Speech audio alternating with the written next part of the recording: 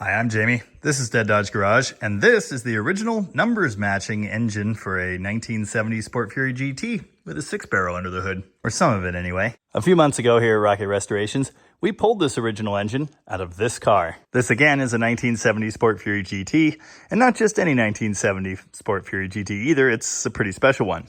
Currently, as you can see, it's missing some things just like the engine block. It's missing all kinds of things in this neighborhood as Trav here at Rocket slowly restores all of these pieces to go back on.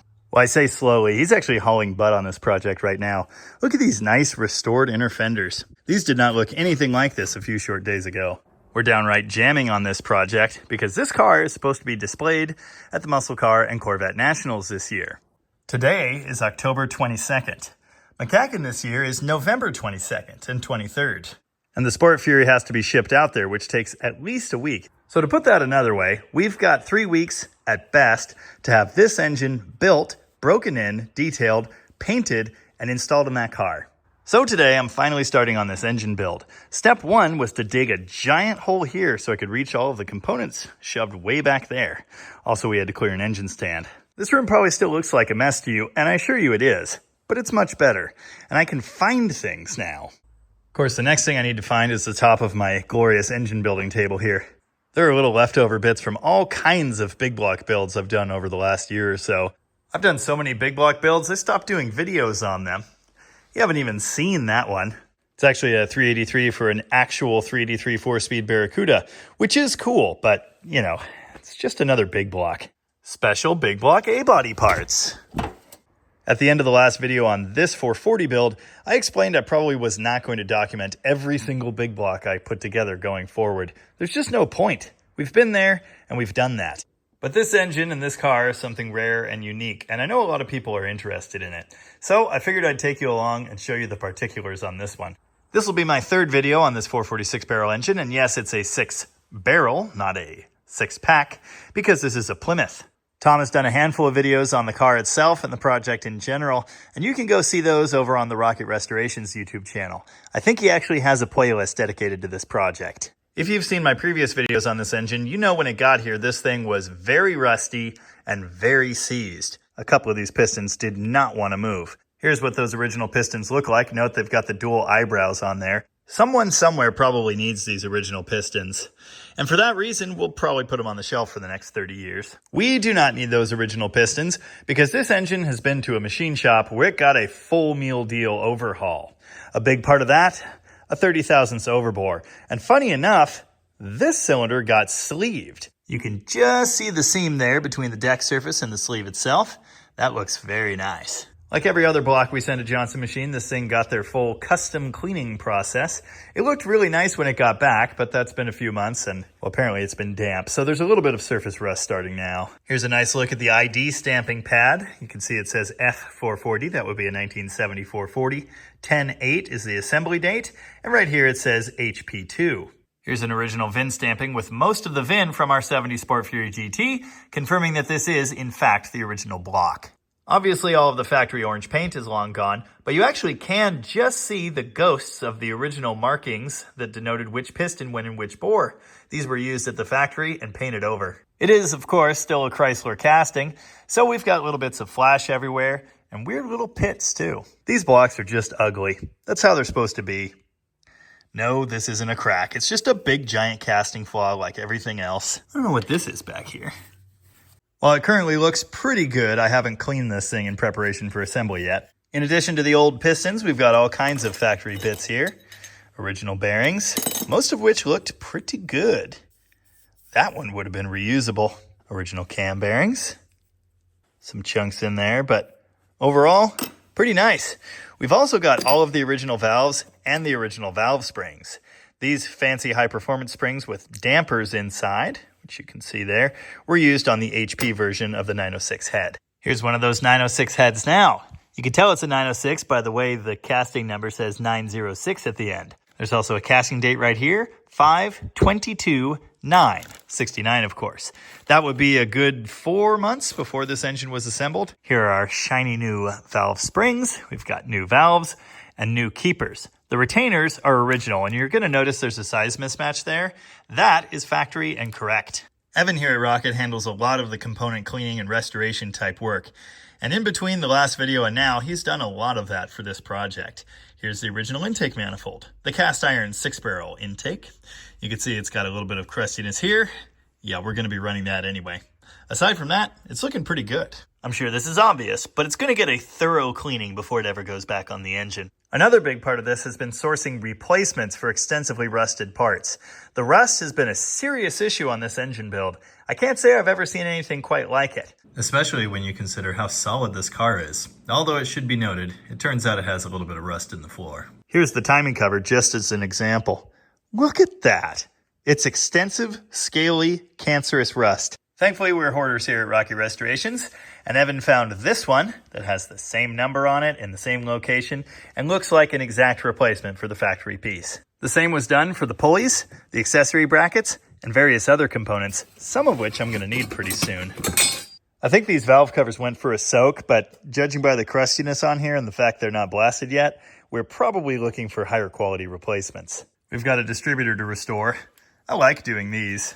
That'll be a later thing. Even with all of the background component restoration and parts sourcing that has taken place, we still don't have everything to put this engine back together. For one thing, none of the hardware is here. I've got main bolts, but that's pretty much it. Everything else for this engine is off getting coated. We have a nice water pump housing, but we're having a factory pump rebuilt. It was supposed to be done in 3 days, 2 weeks ago. And we don't currently have a camshaft. Apparently, there's a 6-barrel engine camshaft guy. And he's making us one, but it's not here yet either. It's not too late to put the original back in. It's under here somewhere in a tube. There are the lifters. They're stored in order. Just saying, we got a plan B. Rockers and push rods still need to be cleaned. Currently missing a hold down bolt. I don't know where that went. There is so much that still needs to happen and get figured out here. I've decided to stop thinking about it and just get to work. Here's a cool piece. It's the original forged steel crankshaft from our 446-barrel engine. This thing is minty. It got a polish job, and that's it. It's still factory size. It didn't require much in the way of balancing. Just a little bit of boo-booing over here. This thing looks great. Attached to that crankshaft, of course, will be the glorious original 1970 6-barrel engine rods. Look how beefy these things are. Compare that to some random 426 Hemi rods I have laying around. Very similar. The beam here is of essentially the same design. It's kind of cool how much Hemi ended up in the 446 barrel engines. It should be noted though, they're not exactly the same as Hemi rods. I believe there's a slight length difference. If I eyeballed this right, the Hemi rod is just a skosh longer. I don't actually remember though. As is typical for a rebuild of this type, the rods were reconditioned and resized. And what that means is a little bit of material was ground off, at least the cap, probably the rod itself too, although not very much. You don't want to change the length of the rod. And then with these fastened and torqued together, a hone is used to bring this back out to the factory size. That results in a nice clean finish and it's ready for a new bearing. They certainly didn't look like this when we took them out, but you still want to have that done. Now our new piston is a little bit different than the original. It's similar, obviously. It's a flat top with valve reliefs. They're actually much larger on this design. This is the KB237 in the 30 thousandths oversize to match our block. Here are the specs for that piston and the part number, just in case anyone cares. We actually put these same KB237s in the last 440 we built here with the roller cam, although those of course were in the 40 thousandths oversize. Note, this is a performance type piston. It's set up for a full floating piston pin. You can see it's got the grooves there for lock rings, but these pins are not bushed for floaters. This is a pressed pin. If it wasn't a pressed pin, they would have shipped me all of this back in pieces and I'd have to assemble them myself. That isn't that hard, but it's a little annoying. We did get some free lock rings out of the deal. Might need those later. As usual, we'll be using these modern Clevite 77 bearings. They're actually made by a company called Mayhill. Someday I might even figure out if that's the correct pronunciation of their name. Mayhill. Well, if you say so.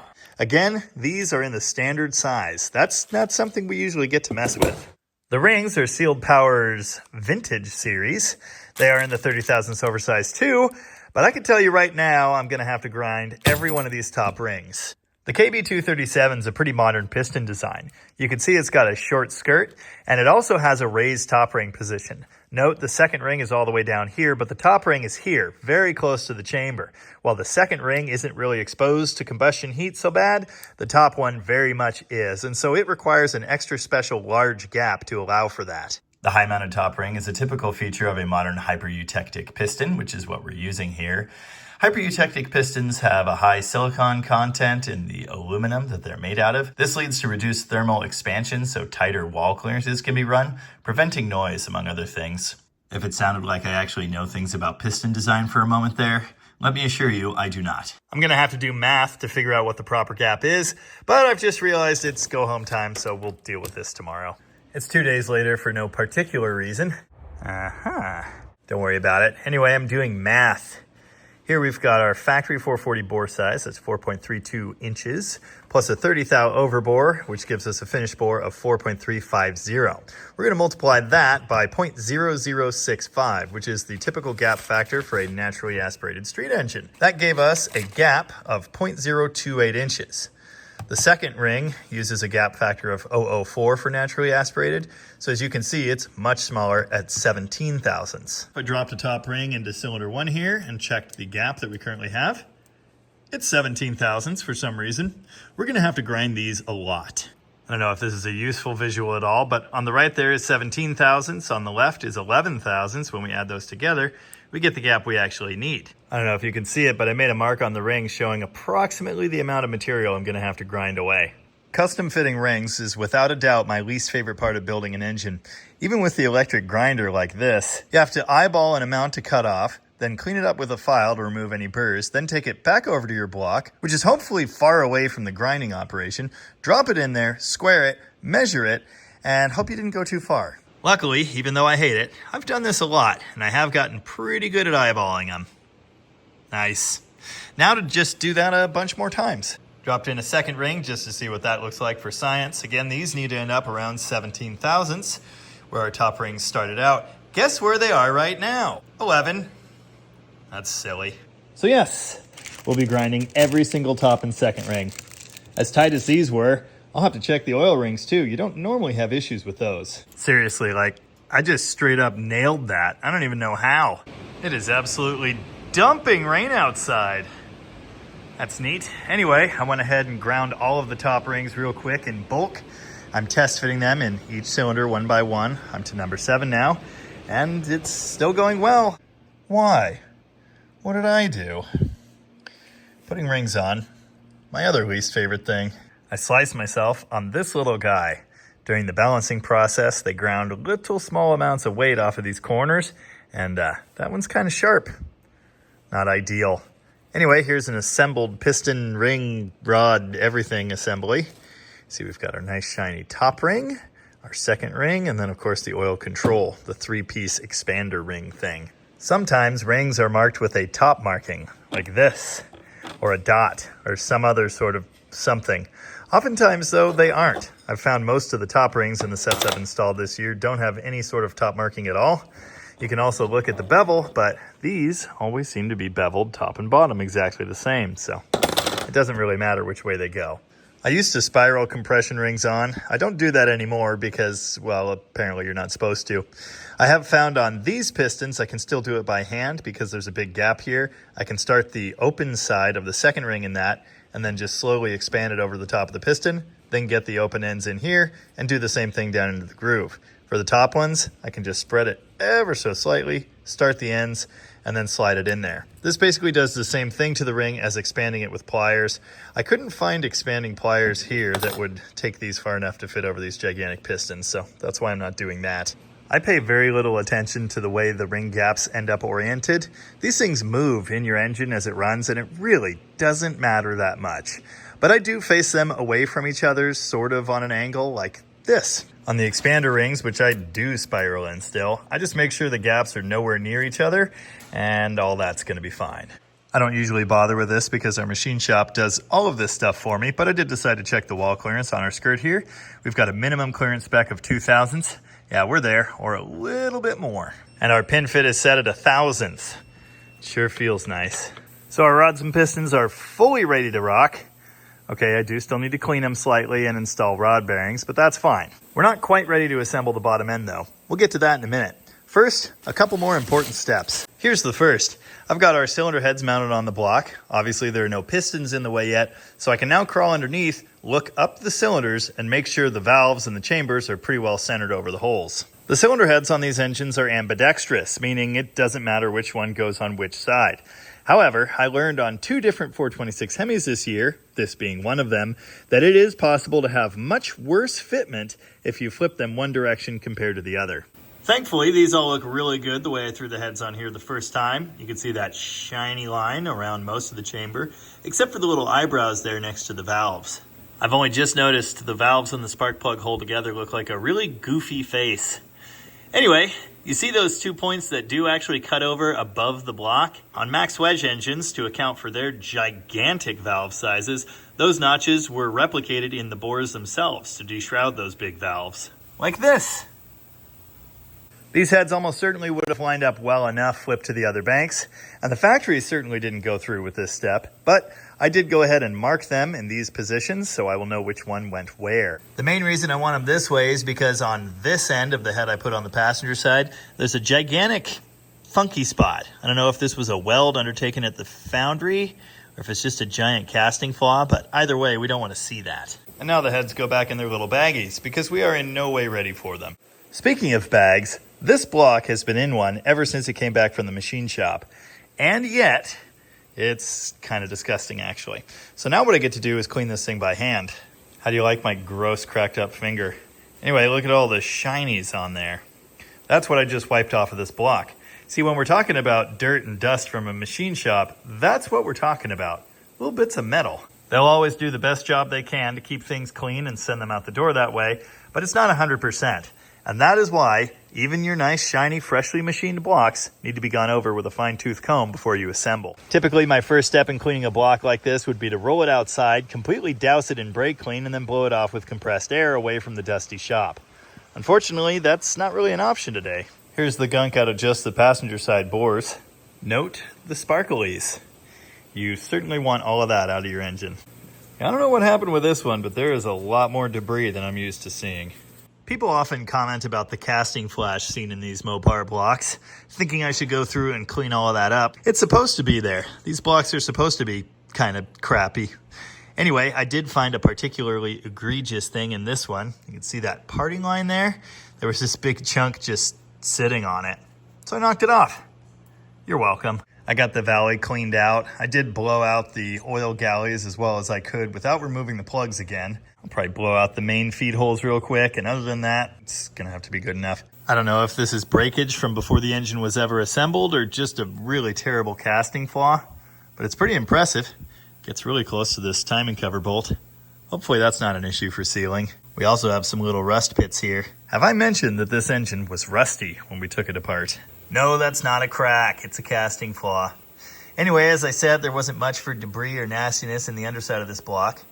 But I did find one interesting thing. See this like machined edge where this face on the main saddle almost meets the bore? They machined that away to make space for the crank throw. Right where they come together, there's that weird little edge, and there's a bunch of shinies in that. Can't catch it right with the light for the camera to see it, but not ideal. If there are 100 steps to building an engine, the first 40 or 50 have to be cleaning. I blew all that stuff out of those little machined pockets. Most of it ended up in the bores, some ended up in the cam tunnel here, some in the cam bearings. So I wiped all of that several more times, and it's starting to look much better. One could easily spend a lifetime obsessing over every little speck of dust. I'm not willing to do that. It's looking pretty good, and I think at this point it's clean to my satisfaction. I did give the main caps a wipe down too. They also had their share of grimy and sparkly stuff. It's finally time to start putting fresh parts in our engine. Naturally, the first part I'm looking at, the main bearings. Immediately there is a problem. This is something I've had happen a couple times now. One of our main shells is jammed on the back of the thrust bearing, and it doesn't want to come off. I very carefully pressed against the end of it with another bearing shell because they're the same material, so hopefully the one wouldn't damage the other. In one of the new sets of bearings I had this happen with, one of the main shells that was entangled with the other, the little spoon, no longer had tension and it wouldn't hold tight in the main cap. In this set, it was the thrust bearing shell here, the cap half with no hole, that was our little spoon. It seems to be okay. This thrust shell has a tiny little ding slash burr in it. I've always tried to pay attention to fine details like this. I do feel like I've gotten better at that. I've gained a little bit more patience. For some reason, the more you look, the more you find. Maybe I should just stop looking. This is interesting. The number 5 cap has a groove here, almost like they started to machine it like the number 3 cap that has the thrust surface on it, but then changed their minds. Thankfully, this thrust bearing fits pretty well. Certainly not floppy like some I've seen, so I'm happy with that. I did learn on the last outing in our 426 Hemi build that having this a little loose here isn't necessarily the worst thing, because of course these halves of the bearing crush together when you torque the mains, and at that point they'll be forced outward into the saddle. As long as your oil clearance is right. That's the word on the street anyway. The shells are in. Before dropping the crankshaft in the block, you do need to put the block half of the rear main seal in there as well. There's kind of a funky, not straight cut on the halves of these seals. I don't know if they're all like that. I don't know if this is a new thing, but I did check and make sure they fit together nicely, which they do. You can see the little like overhanging section here laps over that perfectly, and same on this side. All of the cap halves of the main bearings and all of the bolts, both on the threads and under the heads, have been oiled, and these are ready to go. Here's our very shiny forged 440 crankshaft. I'm going over this thing, giving it a once over and a cleaning. I did notice a couple little things like that ding. That would have been my fault, allegedly, when trying to get stuck pistons out of this engine. It's of course been polished, so that's just a little divot. There isn't any raised area we need to worry about. We've got at least a couple noticeable grooves there on the number 4 main journal. A little bit of mild pitting on the number 5. And then I think it's the number 3 rod throw. You can see some light stuff there, but we're gonna be fine. There's our crankshaft laid in and looking way too nice. I've got the main caps going in now. I always seat these with a light hammering, no exception here. I can't help but notice how terrible the cast-in numbers are on this particular set of caps. That, I guess, is a 1. It's kind of more of just a blob. 2's okay. 3's fine. This is 4. It's like kind of sort of half of a 4. And 5 is that. I've got the rear 4 caps snugged down. I've got the first one back off, and I actually cleaned some of the oil back off it as well, because I'm going to check the oil clearance using some Plastigauge. Someone told me last time I did this that I should set it diagonally, so I'm going to try that. Let it be noted, Plastigauge themselves do not advise that. They say to put it straight across the journal. Personally, I don't think this matters very much. We're measuring between 2 curved surfaces, so that distance should be the same all throughout here. We do need to measure up here at the top though, because before these caps are torqued in place, the bearing hasn't fully taken its shape, and the clearance might actually be tight down here on the sides. I've tried to measure oil clearances the nice way. I have decent tools to do this with, but it's just never worked for me. I am terrible with snap gauges, those internal measuring thingies. Typically, I ignore all of this and just make sure things feel okay when they go together and assume everything will be fine. And so far, that's worked out well. I'm curious, because this crank was polished, what this oil clearance is going to end up being, so we are going to do the Plastigauge method here. I torqued the main cap down to spec, then loosened the bolts, knocked the cap off, and found this inside. That sure seems to be right at 0.002. I've done some reading on oil clearance. This could be more for a high performance application. Some builders run up to a 3,000ths oil clearance on main bearings in this type of engine. The factory spec is significantly lower than this. Something like 0.0005 to 0.0015. So we're somewhere between the factory and the high performance builders. I'm happy with that. With the Plastigauge carefully scraped off of there with a fingernail, I've now applied some fresh lubrication. We'll get the number 1 cap back on, and then we'll set the thrust. I've always set thrust by carefully tapping a screwdriver between one of the throws of the crank and the block, pulling the crank as far forward as it can go before taking the thrust bearings cap to its first torque spec. Here's what our crankshaft end play or thrust looks and sounds like. I've got my mag-based dial indicator set up here so we could actually measure the end play. The happy range for this is something like 4,000ths to 10,000ths. So I think at just about bang on 5, we are probably good. Some builders wait till the end when all the rods are in and then torque all of the lower engine fasteners together. I'm not about that life. After I check thrust, I torque all of these to their final spec, in 3 stages of course, which is 85 pound-feet in case you were wondering. Look how nice that spins. With that done, I've rolled the block back over so the odd bank is pointing vaguely vertical, although let it be noted it won't actually go straight. I've now lubricated this odd bank. You can see I smeared some engine oil on all of the cylinder walls there. I've got the number 1 pin up, and I put some oil on that too. Historically, I've installed rods and pistons with the pin down, so it's furthest away from the rod bolts as everything's going together. If you put the piston pin up, then you can guide the rod with your hand around the crank, and you don't have to worry about anything, really. Rod bearings are in and lubed for number 1 here. Next, I'm going to lubricate the piston and the rings. I don't full-on coffee can these things. I don't think that's necessary. I just hand wipe engine oil on here. Obviously, the pins have already been lubricated with some grease. Got the good old-fashioned band-style ring compressor. It's been cleaned and lubricated with engine oil as well. It's tightened around the piston and the rings.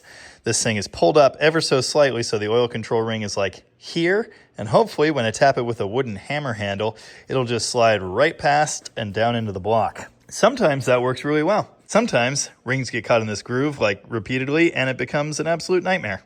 It's really hit or miss. I don't know of any reliable way to know what kind of day you're gonna have with this. Obviously a bit more taper at the top of the bore can be helpful, and this thing doesn't have a lot. Anyway, I've got one hand on a rod bolt, this hand on a hammer, and we'll see how it goes. Nice, except for that. Well, 2 out of 3 ain't bad. I used this same compressor for my 440 project and it was terrible. It kept getting caught like that. At Mopar Joe's suggestion, I bent these little tangs out more, which is supposed to prevent it from getting sucked in there. More bending, I guess. Anyway, let's see if I can re-squish this top ring. Jamie, why don't you get the taper style modern ring compressors that everybody else uses? I don't know, I like this. When it works, it won't just hold this stupid ring. Ratchet handle that works, that would be nice too. You know, I chose this for like a profession. It seemed like a good idea at the time. Now you stay there. Nailed it. Yeah, absolutely perfect. Obviously, you have to be careful doing this. You need to hold that rod. I've just got a hand on a bolt, perfectly guiding it down onto the crank. Look at how close to flush that is. Oh, you probably can't see it. This thing's gonna have all the compressions. I did a video a couple months back on that other 440 I built with these same pistons. In that video, I actually calculated the compression ratio by hand, checking deck clearance and CCing a set of the Stealth 440 heads like those. I was slightly concerned the compression might end up unworkable for pump gas. It didn't. It looks like the deck clearance is pretty similar on this engine, so the calculations would be roughly the same. Except on this engine, instead of the closed chamber 440 source head, we're using an open chamber 906. We definitely don't need to worry about pump gas on this one. Even if these engines were using the same cylinder head, they would still have very different dynamic compression ratios due to the camshaft timing. That's way beyond the scope of this video, but it's something to think about. This will become impossible pretty quickly as I add pistons, but for now, it actually still spins by hand with just the drag from the rings on number 1 there. And it still feels quite nice. Even just spinning this thing over by hand a couple times, you can see the ring and the wall of the cylinder here are starting to mate to each other. Basically, the rings and this texture imparted on the wall surface by the honing process grind away at each other until they find a happy equilibrium, and you get a seal. For a while anyway. Listen as I sweep this piston up and down by rotating the crankshaft.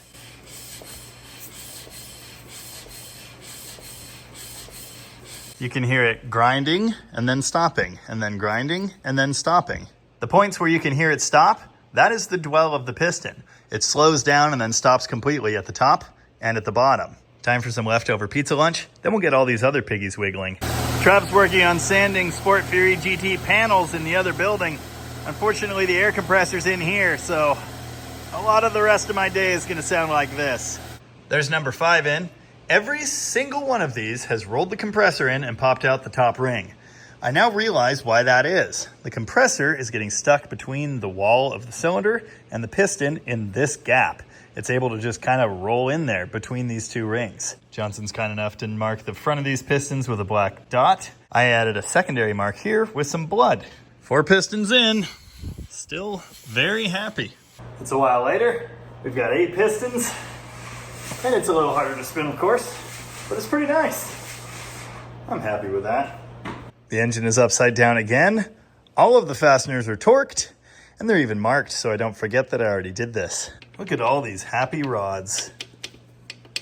Earlier in this video, I said that we did not have the cam, but that turns out to be a dirty lie. I didn't actually know it was here. No one knew it was here. It was hiding somewhere.